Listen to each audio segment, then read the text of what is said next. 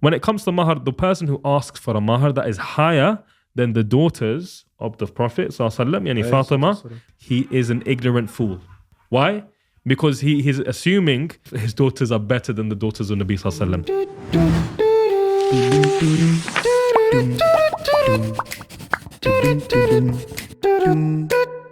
I always get this wrong, but you know what? We roll in it. We roll. Rolling, patrolling. Assalamu alaikum and welcome back to another episode of Marriage Stories, where you will see Zach, Malik and Yahya responding to online stories on marriage at the same time as you guys. So, on today's topic, we've got MAHR. Wait. What is MAHR? What's that? What is that? What does that mean? Is there an English word? Dowry, right? Dowry, yeah. Dowry. It's fard. It's fara'id. Yeah, Allah subhanahu wa ta'ala mentions in the Quran, it's fara'id. Not English. English. It's a dowry. It's a gift. It's a gift for marriage for the wife, and dowry, she's entitled to receive that. Okay, a gift, a token. Yeah, what would you describe MAHR as? Headache. We already know what you're going to say now. £5, that's it. Okay, cool. Let's get into the story. So, I'm a Muslim man living abroad and I've known a girl from my home country in the Middle East for some time. We're planning to recite Quran together after Ramadan. MashaAllah. However, there are some issues and Wait, they're not married? Nah, bro. They're not I don't know why married, they recite Quran together.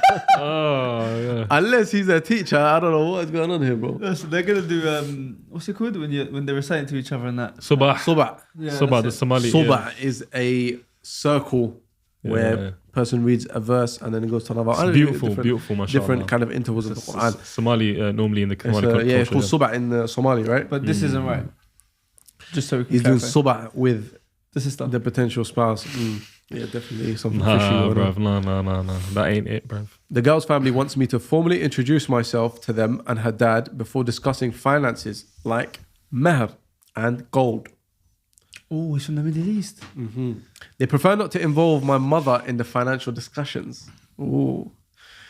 As they believe I should handle it since I'm the one earning the money. They want to know how much MAHR and gold I can afford. This is actually beautiful, subhanAllah. You know what? Just to touch on this, That's a nice thing to. You know what they said? They want to know how much he can afford before they propose an amount for the MAHR. MashaAllah, it's nice. This is actually the right way to do it. Or maybe, devil's advocate here again.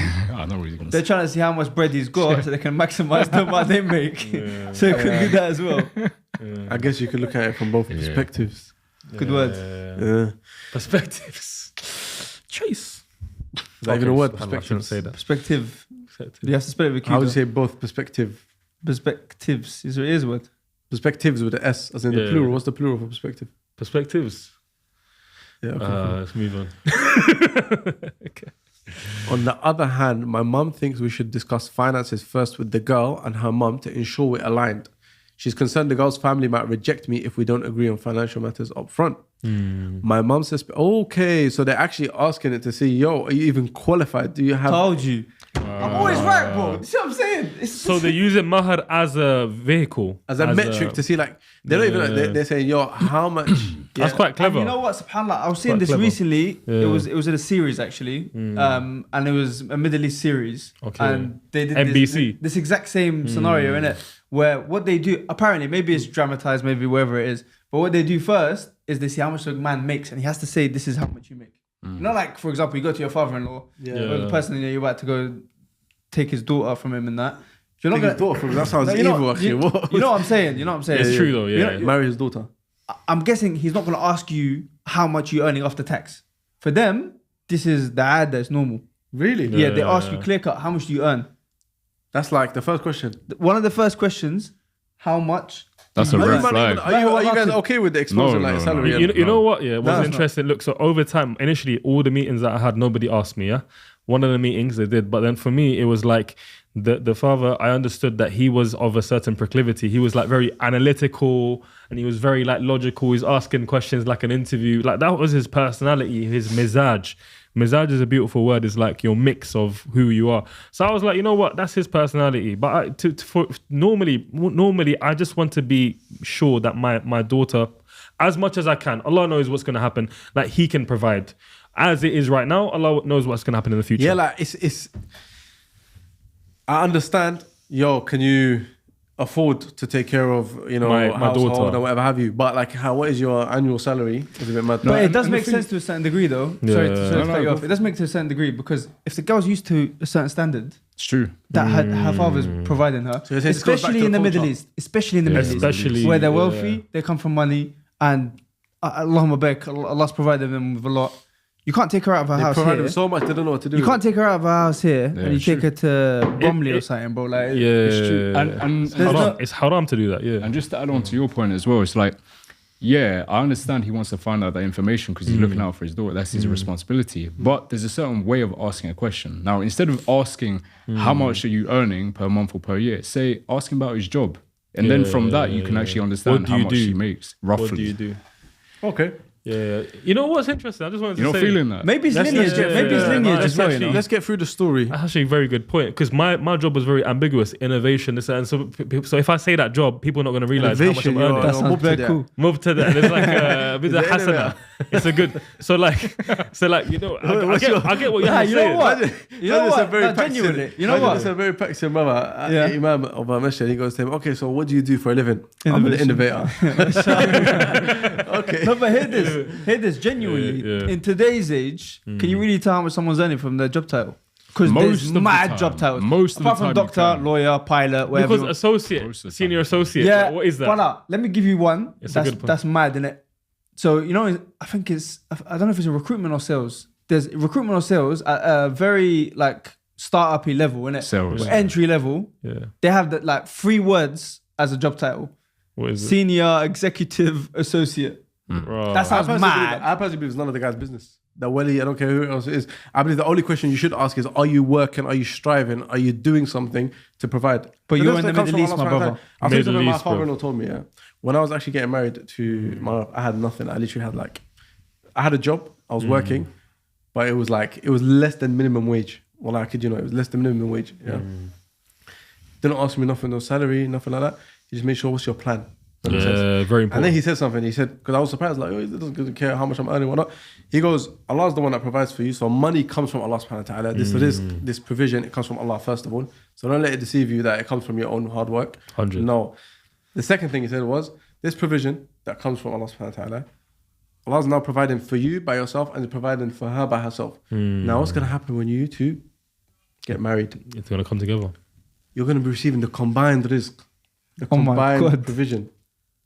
You get it? That's a mad thing. Wallahi, that's a mad thing. Well, like my father said, that's where I heard it from. And I was like, subhanAllah, that's so crazy. I never thought of it like that. I never ever thought of it like that. Can you mention like if Father mashallah he studied student knowledge or like he's No. It's just a normal Allah hardworking. man, mashallah. This is what you call like that's Wisdom proper. is from your elders, isn't it? Yeah, that is beautiful, man. Yeah. But it's true. Wallahi, it's hey because it's Allah's sponsor is gonna provide. You need to print down the t-shirt, you know that? That one there, Yeah. after you get married, Allah provides you with... Allah combines two. Combines. Yeah, He combines your provision. That's beautiful, man. But what you mentioned there was the key point. The crux is like you got a plan, bruv. Yeah. I You're not just a plan, person, just a idiot sitting down like subhanallah, just doing his thing. You actually got some sort of a roadmap that you can instantiate. That's the word I like to use. Is like you can tell your father-in-law, this is what I'm gonna do. This is my plan. So, back to the story. My mum suspects the girl's family wants to exploit me financially. So there's a lot of suspicions. They're going to do this, they're going to do that, right? She believes the girl is materialistic due to her high MAHR and gold expectations. Despite being able to afford it, my mum doubts my financial capacity. Okay. My mum opposes paying MAHR because traditionally it's used by the girl to buy furniture for the house. However, I don't have an apartment in my home country, only in the country I'm currently living in. The girl refuses to contribute her MAHR to the furniture. So now we've got another issue, right? Which is the MAHR. Who's supposed to, this dowry, who is it for? Is she supposed to use it for, She's got an for living expectation. furniture and whatnot? He's got an expectation. Yeah, like I'm going to give you the money, but you you're have gonna to give use it it for back. the house. Yeah. Don't make sense. Oh, it's mad. Can I just say, like in my mind, I'm just thinking like this is all noise. All this like in the ba'd al-dhanni ithm, like Allah subhanahu wa ta'ala says, a lot of this thought it can fall into sins, right? So what's the best way? Assumption is sinful. Sorry, that's the better translation. And the scholars, they say that some assumption is negative assumption. So you have to be careful, definitely. There's a lot of noise, like you said. You know what it is? I can just throw in a quick analogy, yeah? Your worldview is based on, assumptions. Some of them are healthy. I like to look at it like a house on stilts. So some of these assumptions are actually helpful for you, right? Others, they are like decaying, bruv. You need to get rid of those assumptions. Over here, they built like this. The mother's got a worldview. Got a view of the family. The boy in question's got a view. She's a bit too involved. She's very involved as well. And I, to an extent, I do believe in our society and culture. Like normally it's the men who deal with finances, but that's another topic. I'm just gonna say, cut through the noise, bruv, and just chat to them. Have an open-hearted conversation. Look. We our son is young, he's in his financial trajectory, X kada wa kada. Can we talk about mahar openly? And the other thing, I'm just going to mention a quick hack, yeah? In terms of mahar. Should I mention a hack, yeah? Life hack. My hack in terms of mahar is a statement of Shaykh al-Islam ibn Taymiyyah, a major scholar who's mentioned to be like the highest in terms of his, a mujtahid mutlaq, meaning somebody of the highest caliber in terms of jurisprudence. So he mentions that in Majmu' Fatawa, he mentions in the collection of his, Fatawa, that so the person who asks for a mahar that is higher, and by the way, caveat, mahar is a very flexible thing. It's the right of the woman to ask whatever. That's agreed, right? But Shaykh al-Islam ibn Taymiyyah mentions that when it comes to mahar, the person who asks for a mahar that is higher than the daughters of the Prophet yani Fatima, we're talking about, this is known as Mahar Fatimi. He is an ignorant fool. Why?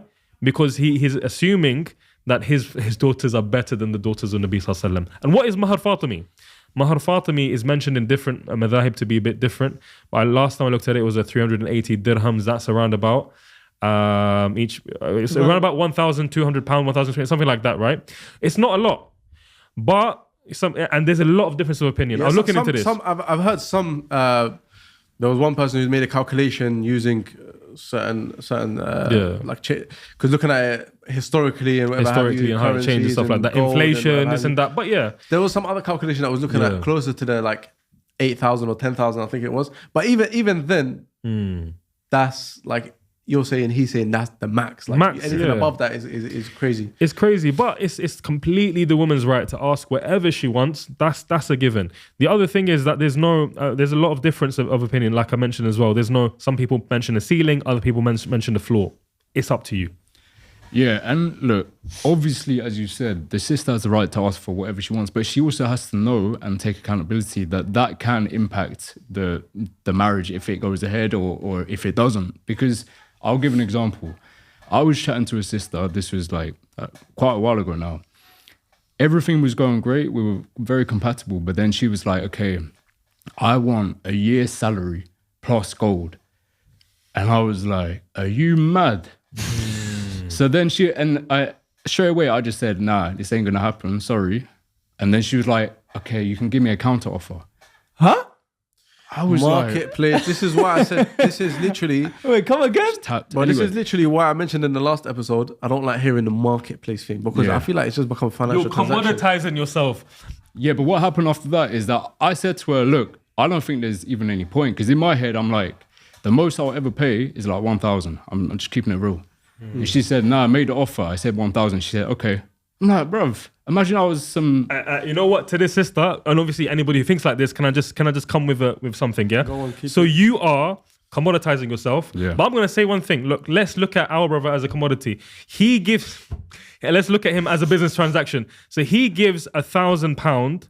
And then inshallah ta'ala, he's going to give you more later on. Or would you rather somebody gives you that 20 grand, 40 grand, but then you're at the end of the day, they're going to think twice on spending you. They're going to be like, listen, Zawjati, I gave you 40 bags for your mahar. Forget this. Or what makes sense, even from a financial perspective, you want an annuity. You want something that's longer term. You don't want a lump sum. You want something that's going to pay you for, and you're setting yourself up for failure is what I'm trying to say. Yeah, it's really, go on. Sorry, go on. So I was about to just finish off that story. My wife now, and I'm not trying to say this to sort of brag or whatever, but I gave her 1,000. She spent 2,000 on me to buy a camera. And that's the kind of relationship that you should be striving for, not some MashaAllah. selfish, commoditizing 100% yourself. non-robotic, real relationships. Do you know what I mean? It's profound that you said what you said. I'll tell you why, right? Because this is what people don't understand. Sisters need to understand this, and brothers also need to understand this, right? Brothers, number one, when it comes to the mahr, the dowry, and sisters will understand this as well, is that saying things like, oh, I want 1 month's salary, and that's what I want, or I want 1 year's salary. There's a difference between how much the brother earns and how much money he has. Something you need to learn is called disposable income. Yeah, you need to learn what that is. Disposable income. There's the money. Can you crack that thing as well? No, because this is an economic subject, right? Let's not mansplain here. I'm talking Let's to not the brothers and the mansplain here. sisters. I'm talking to Hold the on 1 brothers. second. Was she asking before tax or after tax? See, now it goes into It don't matter, bro. Like, it's, it's mad. Yeah, so when it comes to this disposable income, you need to understand, right? Everyone's one is different. I could earn 20k a month, but only have £1,000 disposable income. Yeah. So you might ask me, what's your salary? 20k a month. But he's moving stingy. He doesn't want to give me 10k a month. But I'm gonna have so many responsibilities. Parents, this, that, other, housing, whatever. Rent, yeah. Yeah, does that make sense? Maybe investments that I'm putting down. Does that make sense? Future, Every yeah. single month. So to secure the future of the family. Does that make sense? Yeah. So disposable income is something you need to become familiar with when you're looking at mahr as a subject, right? And the best thing to do is to do what the Prophet ﷺ did with Ali radiallahu anhu. What did he do? He asked him, what can you afford? What can you afford? What can you afford? This question, what can you afford? Keep it in your dictionaries. Do you know what I mean? This is going to help you for both the brother and the sister. Funny enough, there's actually a card in here. The card reads, how much mahr can you afford without taking a loan or without saving up? Two important things. Yeah, can we just mention on the cultural implications of like mahar, what do you call it, the two parts, and ta'akhar, or the part that you pay afterwards? Mu'akhar. You're talking about the phone contract. Yeah, that's 12 mad. months, 24 months, Yeah, it's mad. pay monthly. Yo, and then there's if you get divorced, there's another thing. Oh, that one as well. And Well, you get a refund. you know what? You know what the mu'akhar. You know Zach with the mu'akhar. You know. I cut that out, man. You know, Zach, with the mu'akhar, yeah, we were studying inheritance law. You know when subhanAllah, the person passes away from his death estate, he has to pay the mahar, essentially. So imagine having that on your mind the whole time, subhanAllah, like before he even can split the inheritance to his children or something, he's gonna have to pay this mahar You're telling me mu'akhar. this brother has gone into a relationship, into a marriage in debt to life. Debt, yeah. This is not a life to live. Like it's Doesn't not make any sense. But I want to say culturally, subhanAllah, maybe this is normal in many cultures. The other thing to mention in terms of some cultures, and this was my experience, I was speaking to some sisters from certain, we say qaba'il, right? Certain tribes. Let's say, maybe I mention generally like East Africa, right? So for example, or even they say even some parts of South Asia as well, that some sisters, subhanAllah, it's just a norm. That they want to ask for a high mahar. Why? And I was trying to find out why. And one brother mentioned it's survival. For them, it's like that is my survival, like piece of if my whatever something happens, whatever it is, drastic situations. That's the thing I'm going to tap into. But is that healthy? And why have they brought that mindset into maybe the West or whatever? It's like going into a marriage with the exit strategy. Exactly. It don't make any sense. You have to go into a marriage fully committed, because a lot of sisters might say, I have this concern, and the reason they have this concern is because they've got this group of friends around them or other sisters who are telling them X, Y, Z. this sister, she got married and then her husband divorced her after 2 years, and now because of her But that man has to go back then to the guy if you depending on your divorce. It's putting a price tag, bro. Putting a price tag. Before we even get to price tag, the point is it's just unnecessary. Why are you going into the marriage with an exit strategy? Does that make sense? What about if I get divorced? What about if I do this? Allah is the one that provides for you. Did we not say that? Do you know what I mean? I just want to add on to the whole payment plan, like Klarna thing, Klarna. If you're literally entering a marriage, I think you sort of mentioned this. If you're entering a marriage as a husband who's meant to be the sort of leader, she's meant to be following you, so to say, but you're in debt to her, how does that? I don't understand how that works. Like the dynamic is going to be off. Dynamic's off from the outset. Yeah, 100% is going to be off, man. It's looking a bit sticky, I'll be honest. But just to end it off with this, because we don't have that much time. What is considered high mahar? Let's give them some numbers, right? What is considered high mahar? Brothers that I know, I'm talking about the specific area that I'm talking about. Like they mention things like 10K, 8. That's a lot. That's a 10. That's a 5. lot. But I'd say Five. what we was mentioning about like 1K, 5K. We're talking about average working brother. Let's put a number on it. 40K, 50K salary. That's 5. without paying for the wedding and that. Bear in mind. Subhanallah. It basically circles back to what you mentioned, right? أقلهما. We've forgotten about the hadith, bro. Subhanallah. Yeah, the Prophet ﷺ mentions the more barakah is in low mahr. Does that make sense? 100%. But yeah, anyone else wants to say? No, that's it. Should we end it up here? Okay. We want to pay one of these, no? I don't think we have time. All right. Yeah. I will end the episode here, inshallah ta'ala. See you next week on Marriage Stories. Assalamu alaikum. Salam.